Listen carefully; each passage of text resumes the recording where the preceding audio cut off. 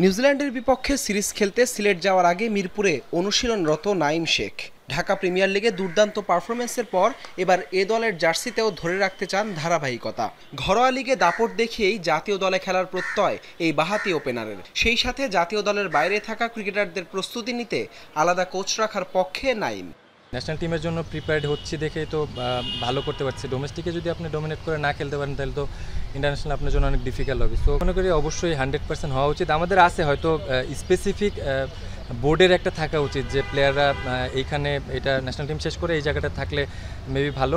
Individual আমার মনে হয় প্রত্যেকটা প্লেয়ারই আছে, কিন্তু বোর্ড থেকে যদি এরকম থাকে তাহলে ডেফিনেটলি অনেক আমাদের লোকাল প্লেয়ারদের জন্য অনেক এটা ভালো একটা। কারণ নাঈমের মতো এ দলের স্কোয়াডে আছে চেনা সব মুখ।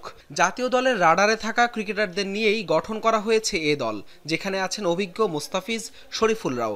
যদিও এ নিয়ে এরই মধ্যে গণমাধ্যমের শিরোনাম হয়েছে খোদ বিসিবি।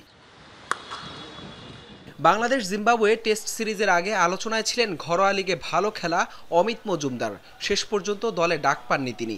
আরও পরিপক্ক করে জাতীয় দলের জন্য তৈরি করা হবে এমন পরিকল্পনার কারণে এখনই দলে আনা হয়নি অমিতকে, শোনা গেছিল এমনটাই। সে অমিত সবশেষ ডিপিএলে 37-এর বেশি গড়ে করেছেন 500-র বেশি রান, আছে 1 সেঞ্চুরি আর 4 50 সহ দারুণ কিছু ইনিংস। কিন্তু আসন্ন নিউজিল্যান্ড এ দলের সিরিজে নেই অমিতের নাম। শুধু অমিতই নন, ঘরোয়া লিগে নজর কাড়া ওয়াসি সিদ্দিকী, মাহফিজুল ইসলাম রবিন, মুকিদুল ইসলাম মুগ্ধ, মাহফুজুর রাব্বিদের মতো সম্ভাবনাময় কেউই জায়গা করতে পারেননি এই স্কোয়াডে। টুর্নামেন্ট জুড়ে 24 উইকেট নেওয়া সাইফুদ্দিনও সুযোগ পাননি এ দলের এই সিরিজে। এ দল কিংবা এইচপির সিরিজগুলোতে যদি তরুণ সম্ভাবনাময় ক্রিকেটাররা সুযোগ না পান, তাহলে কিভাবে শক্তিশালী হবে দেশের ক্রিকেটের পাইপলাইন?